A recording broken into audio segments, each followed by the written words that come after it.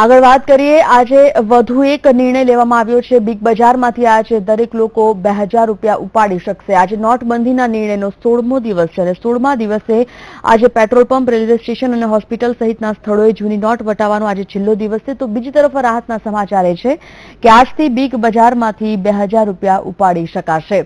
આજથી અનેક સ્થળોએ જૂની નોટ ચાલવાની મુદત પૂરી થઈ ગઈ છે.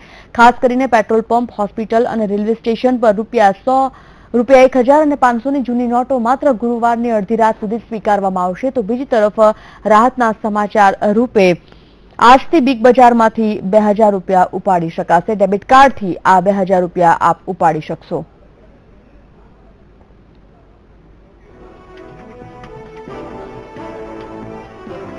વડોદરાથી માનુ ચાવડા અને સુરતથી પ્રજ્ઞેશ વ્યાસ બંને અમારા રિપોર્ટર જોડાઈ ગયા છે. પરિસ્થિતિ જાણવાનો પ્રયત્ન કરીએ.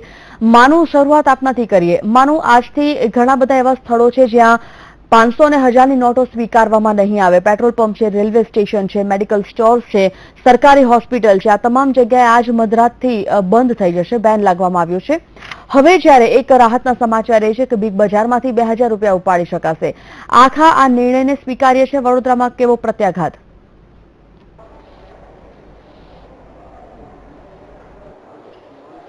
સંજીવની, ચોક્કસ વાત છે. જે રીતે 16 દિવસથી લોકો બેંકના એટીએમોમાં ધક્કા ખાઈ રહ્યા છે, બેંકના ધક્કા ખાઈ રહ્યા છે, પોસ્ટ ઓફિસના ધક્કા ખાઈ રહ્યા છે. લોકો ખૂબ જ પરેશાન છે પૈસા મેળવવા માટે. વડોદરા બિગ બજાર છે, એની અંદર લોકોને પૈસા મળી રહે એના માટેની પૂર્ણ વ્યવસ્થા કરી દેવામાં આવી છે. આજે સવારથી જ આ વ્યવસ્થા ગોઠવી દેવામાં આવી છે કે જે લોકો પૈસા લેવા આવશે એમને આ ટોકન આપવામાં આવશે. અહીંથી ટોકન લઈ અને એનું એક કાઉન્ટર શરૂ કરવામાં આવ્યું છે. કાઉન્ટર ઉપરથી લોકોને પૈસા મળી રહેશે.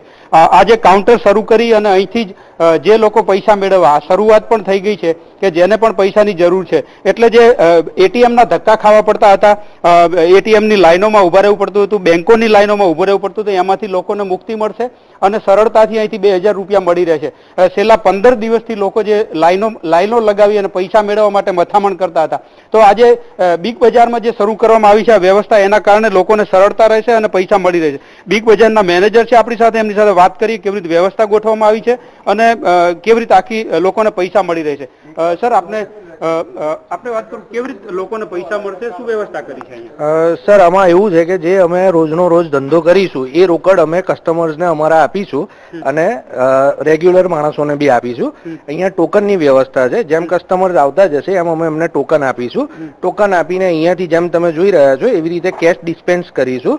કેશ એટ પોસ આનું નામ છે. SBIની સાથે આ ટાઈઅપ છે અમારો, જેથી કરીને અમે કસ્ટમર્સને કેશ પ્રોવાઈડ કરી શકીએ અને વધુ સરળતાથી એમને ઓછા તકલીફો આપીએ, એ રીતનો પ્રયાસ છે.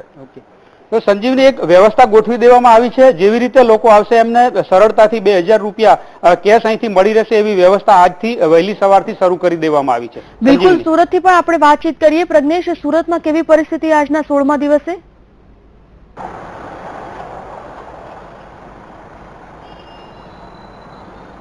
જી બિલકુલ, સુરતની વાત કરીએ તો સુરતમાં પણ અત્યારે બેંકોની બહાર જે પહેલા માહોલ હતો પૈસા ભરવા માટે, પરંતુ અત્યારે માહોલ થઈ ગયો છે પૈસા ઉપાડવા માટે. લોકો વહેલી સવારથી બેંકોમાં માત્ર પૈસા ઉપાડવા માટે મોટી સંખ્યામાં દેખાઈ રહ્યા છે અને જ્યાં ચોક્કસપણે બિગ બજાર વાળી વાત છે, સુરતમાં પણ બપોરથી શરૂ થવાની છે સમગ્ર કામગીરી.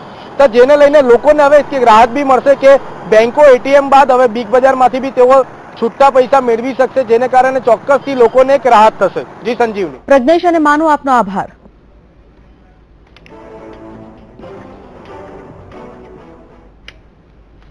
બુલેટિનમાં બસ આટલું જ. નમસ્કાર.